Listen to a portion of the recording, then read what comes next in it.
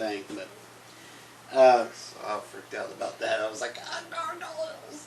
So I think Disney Plus can do better. But let's go on to the Mandalorian. Good old Happy Hogan writing and creating this thing.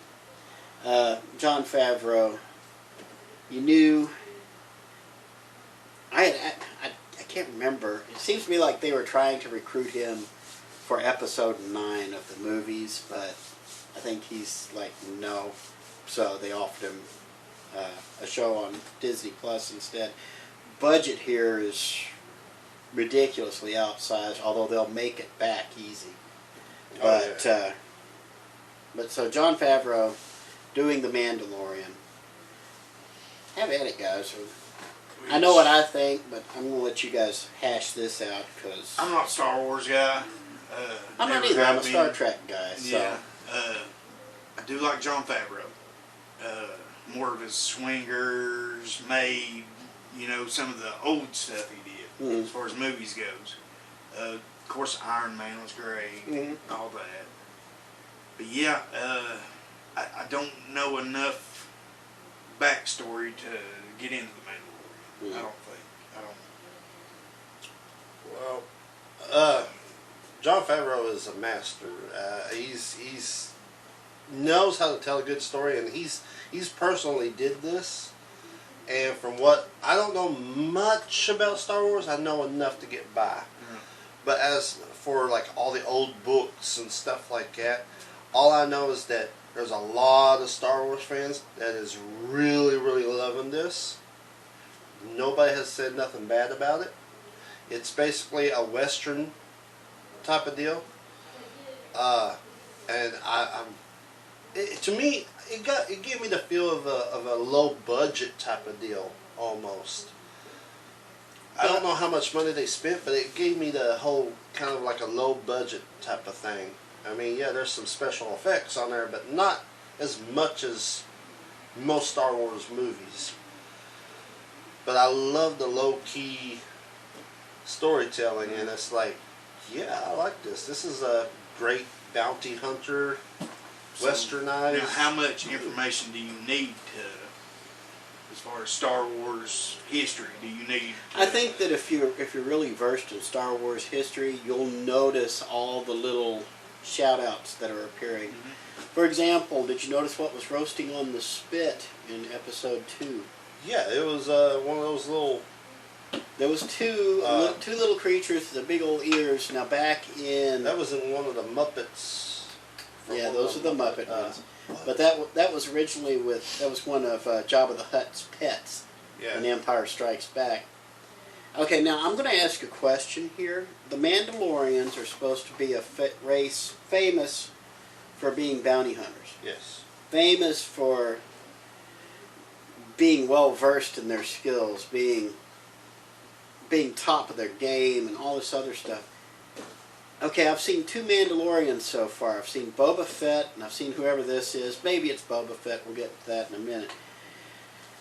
I've seen 2 of them now, and they have proven to be the 2 biggest idiots I've ever seen in cinematic history.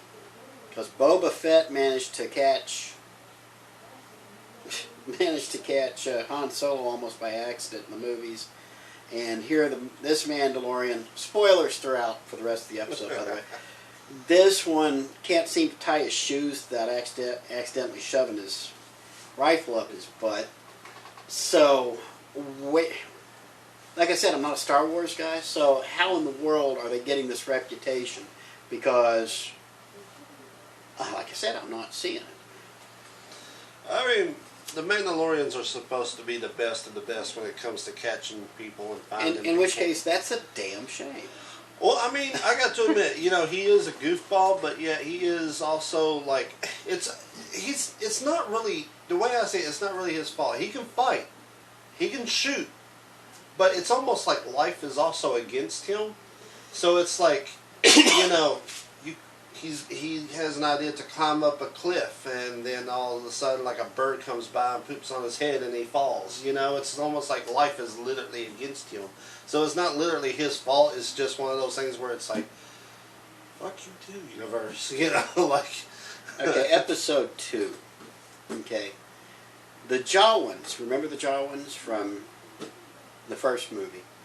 They're on the planet Luke Skywalker was on, whatever it was, Alderaan, whatever it is. Okay, he rescues, again, spoilers throughout.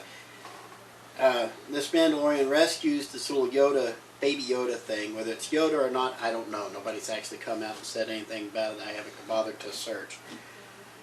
But he comes back, and the Jawans are stripping his spaceship.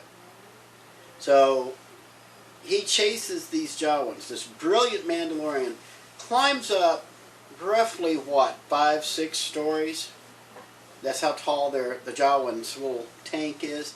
He climbs up 50-60 feet in the air. He's shooting Jawans left and right. He's throwing these little fun-sized creatures over his shoulder. He gets up to the top, pokes his head over. There's 20 Jawans standing there with rifles aimed at him. They all shoot him in the head. He falls down and goes, ow. What?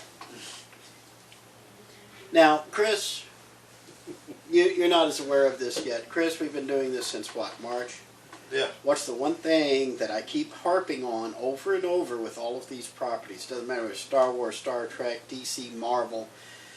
If it's story related, what is my #1 focus? What do you focus on more than anything else? Oh, and we're seeing the steam escaping his ears now because he has blown a gasket. He can't remember. What trumps over? What do you got to worry about more than anything? Be successful storyteller. I'll give you a hint. A storyteller. What's important about being a storyteller? Tell a good ass. Tell the good story. Tell it right. Now, Jon Favreau is a good storyteller. It's not his fault he has these flawed characters and people expect these things. But again, what is it, a running joke? Somebody tell us in the comments or something. Explain it to me. Like I'll ever read the comments. You can read the comments and explain it to me. Tell the story, do it right, and people will come. And it's one of the things that's killing the comic book industry right now. Nobody's really aren't not that many people telling good stories right now. That's why everybody wants the old stuff, because those are good stories. Well, see, that like it goes to another rule that you've always had, is that it's all been done before. Right. So it's like, instead of coming up with something new and different, there is nothing new and different. It's all been done before, but that's what's killing everything, because they're redoing everything. Maybe a different style or a different way, but I mean, it's like that's been the difference, and it's been enough to take care of things since biblical times, when the Bible was first written down, or even before then, when people were making cave pictures. The cave pictures tell the same story all the time, over and over and over. Thag goes out, Thag hunts down dinosaur, Thag attacks dinosaur, Thag gets squished with the dinosaur's Thagomizer.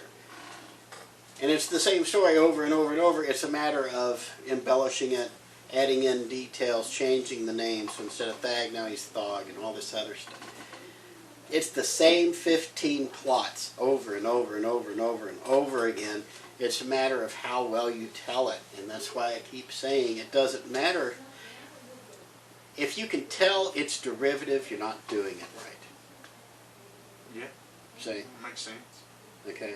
That's when, well, we saw, we'll get into this in a second, but they released some images of what Dwayne Johnson's going to look like as Black Adam in his new movie in 2021. Finally supposed to start production on it next year. When DC was suing Fawcett over Captain Marvel being too similar to Superman, it took them over a decade to finally prove that. They finally proved it in court, and it was because they had a friendly judge. But anyway, it's all been done before, but it's even in a court of law, it can be hard to tell if you're doing a good enough job of differentiating. So anyway.